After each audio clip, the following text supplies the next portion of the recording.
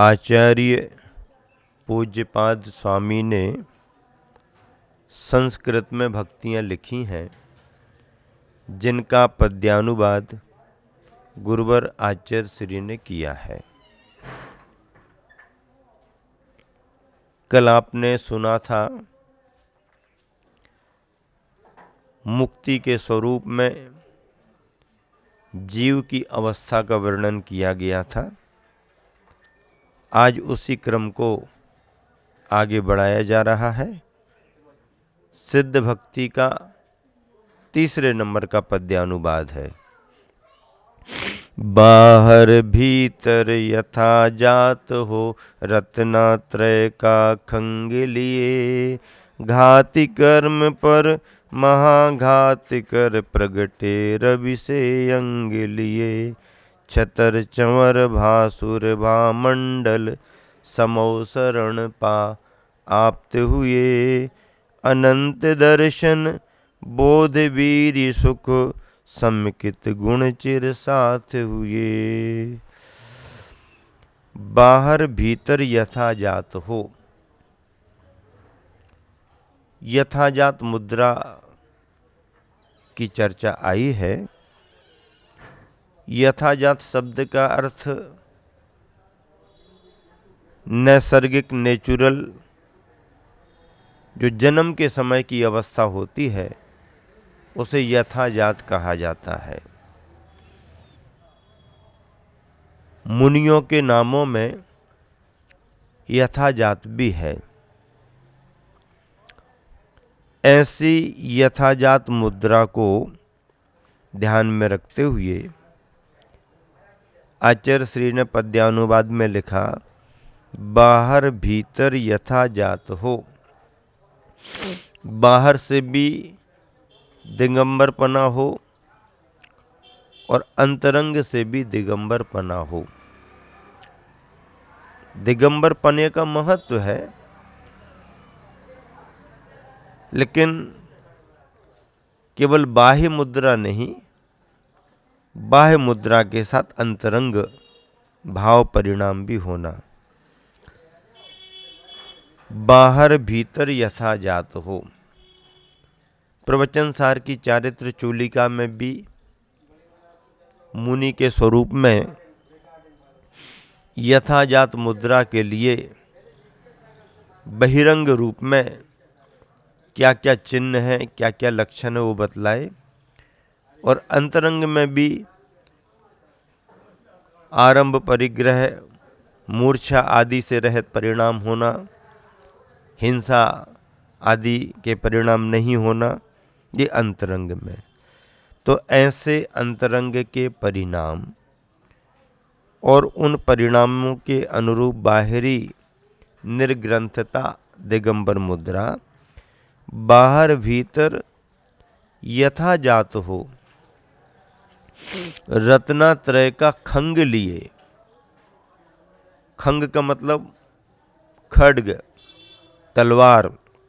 रत्नात्रय की तलवार है, मुद्रा दिगंबर है और रत्नात्रय की तलवार असी है।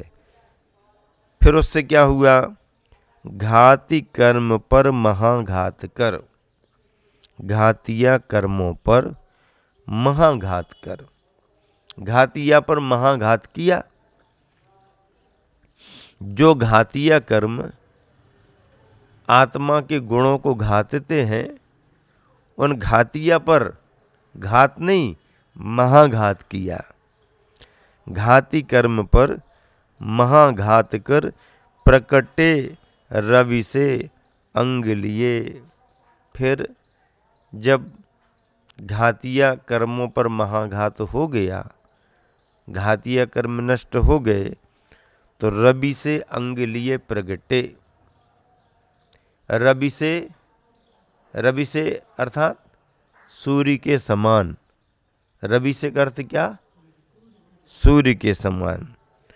तो जैसे सूर्य उदित होता है, किरणें फैल जाती हैं, उजाला हो जाता है, ऐसे ही घातिया कर्म के नष्ट होने पर अनंत चतुष्टय की प्राप्ति होती है।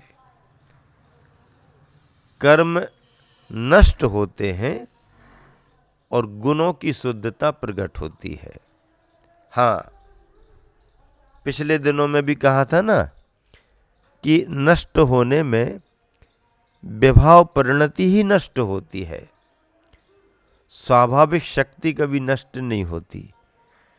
विभाव परिणति के नष्ट होने पर स्वाभाविक शक्ति प्रकट हो जाती है।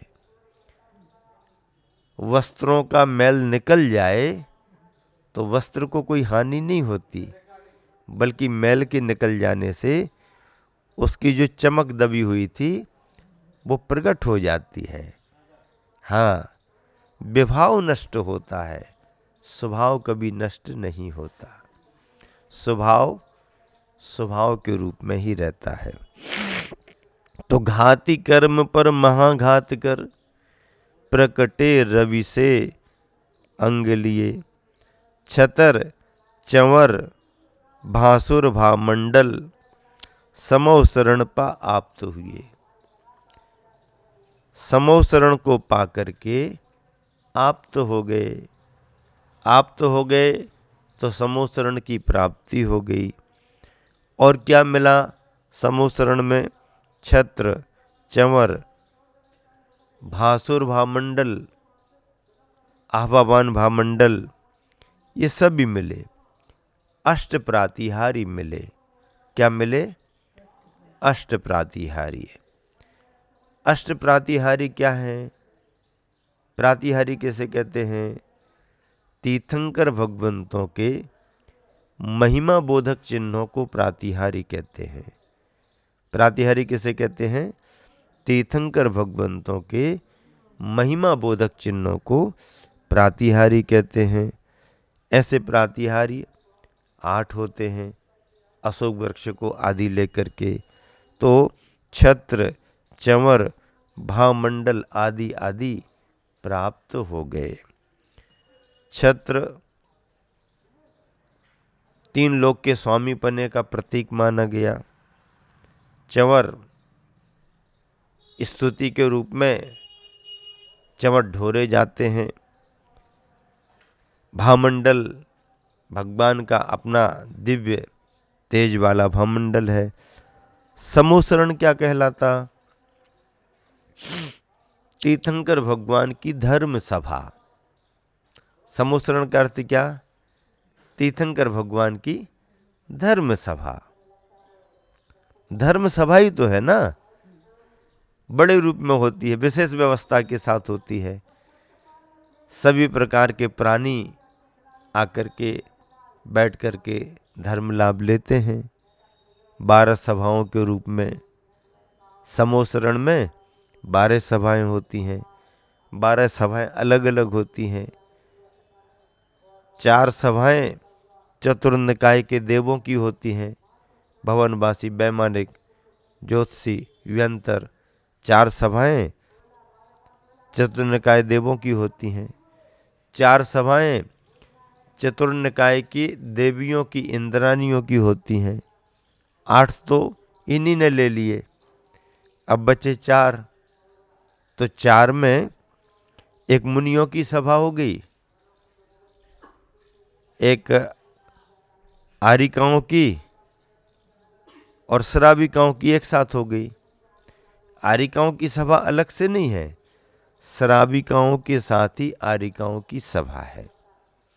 मुनियों की सभा अलग है, आरिकाओं को अलग से कोई स्थान नहीं, श्राविकाओं के साथ में आगे आगे आरिकाएं रहती हैं। ये सब भी ज्ञानावरणी कर्म के क्षय होने पर अनंत ज्ञान की प्राप्ति होती है। दर्शनावरणी कर्म के क्षय होने पर अनंत दर्शन की प्राप्ति होती है। अंतराय कर्म के क्षय होने पर अनंत वीर्य सामर्थ्य की प्राप्ति होती है। और मोहिनी कर्म के क्षय होने पर अनंत सुख की प्राप्ति होती है। ये अनंत चतुष्टय है। ऐसे अनंत दर्शन, बोध, वीर, सुख, समकित गुण चिर साथ हुए। ये सभी गुण आत्मा के साथ हैं। क्या अर्थ हो गया इन सभी चारों पंक्तियों का? फिर से पद्यानुवाद को पढ़ें, आप ध्यान से सुने सभी जन। पंक्तियों को ध्यान से सुनोगे तो आनंद आएगा। पढ़ने में जितना आनंद नहीं आएगा उतना आनंद सुनने में आएगा। बाहर भीतर यथा जात हो, रत्नात्रय का खंग लिए। घाति कर्म पर महाघात कर, प्रकटे रवि से अंग लिए। छतर चंवर भासुर भामंडल, समो शरण पा आप्त हुए। अनंत दर्शन बोध वीर सुख, समकित गुण चिर साथ हुए। समकित चिर गुण साथ हुए। ये सार है इस पद्य का। आचार्य पूज्यपाद स्वामी ने जो भक्ति लिखी है, उस भक्ति का कितना सरस पद्यानुवाद गुरुवन ने किया है। सिद्धों की भक्ति है, सिद्धों की स्तुति हो रही है इसमें। ऐसी सिद्धों की भक्ति, सिद्धों की स्तुति अपने आप में बड़ी महत्वपूर्ण मानी गई है। क्या विषय दिया इसमें, इस पद्य में? पहली बात तो बताई कि यथाजात मुद्रा, एक बिंदु क्या सुनिश्चित हुआ? यथाजात मुद्रा, निर्ग्रंथता, दिगंबर पना होना, और वह भी बहिरंग और अंतरंग। हाँ, केवल बहिरंग से काम नहीं बनेगा, अंतरंग भी होना। और कोई कहे हम तो अंतरंग से हैं, हमारा बहिरंग भले ना हो, तो ऐसा भी नहीं होगा। हाँ, ऐसा भी नहीं होगा। अंतरंग का परिणाम बनता है तो परिणति उसकी बहिरंग में होती ही होती है। अंतरंग का परिणाम बनता है तो परिणति बहिरंग की होती है। हाँ, अंदर से फल पक जाए तो गंध से, कलर से समझ में आने लगता है। हाँ, अटप्रहरी घी यदि कहीं पर तैयार हुआ है अंदर रसोई घर में, तो बताने की जरूरत नहीं, फूट फूट करके घर से बाहर निकल जाती है। हाँ, अंतरंग में परिणाम यदि आ गया है तो वो प्रकट होता ही होता है। यदि कल्याण करने की किसी की भावना बन गई तो उसका विचार उस ओर जाता ही जाता है। कितना दबेगा, कितना दबाओगे? हाँ, तो ये है अंतरंग का परिणाम और बहिरंग का परिणाम। रत्नत्रय का खंग, अब किसी पर प्रहार करना है तो कुछ होना चाहिए ना, लाठी होना, औजार हथियार होना। तो तलवार आ गई। अब तलवार किसकी आ गई? ये हिंसा वाली तलवार तो ले नहीं सकते, पर तलवार किसकी ले ली? रत्नत्रय की। क्या बात है, रत्नत्रय की तलवार, रत्नत्रय का खंग लिए। घाति कर्म पर महाघात कर, घातिया कर्म पर महाघात कर। कर्म का नाम घातिया क्यों रखा? इसलिए घातिया नाम रखा कि वह आत्मा के गुणों को घातता है, दबा करके रखता है, उस सामर्थ्य को प्रकट नहीं होने देता, दबा करके रखता है, इसलिए उसका नाम घातिया है। तो घाति कर्म पर महाघात कर। कौन सा घात कर? कौन सा घात कर? महाघात कर, प्रकटे रवि से अंग लिए। सूर्य के समान स्वभाव को लेकर के प्रकट हो गए। छत्र चंवर आदि आदि ये समोसरण का वैभव प्राप्त हो गया। ये सभी तीर्थंकर प्रकृति के उदय से होता है। और तीर्थंकर प्रकृति का उदय 13वें गुण स्थान में होता है। जब केवल ज्ञान होता है तब तीर्थंकर प्रकृति का उदय होता है। लेकिन तीर्थंकर प्रकृति की विशेषता यह है कि उदय भले ना हो, वह प्रकृति यदि सत्ता में भी है तो सत्ता में रहने पर भी उसका फल मिलने लगता है। सत्ता में रहने पर भी उसका फल मिलने लगता है। कैसे फल मिलने लगता है? इस रूप में फल मिलने लगता है कि गर्भ कल्याणक मनाया जा रहा, जन्म कल्याणक मनाया जा रहा, इस रूप में फल मिलने लगता है। तो ऐसी तीर्थंकर प्रकृति के कारण समो शरण की विभूति बहिरंग लक्ष्मी और अंतरंग लक्ष्मी अनंत चतुष्टय की प्राप्ति होती है। इसी का वर्णन इस पद्यानुवाद में किया गया है।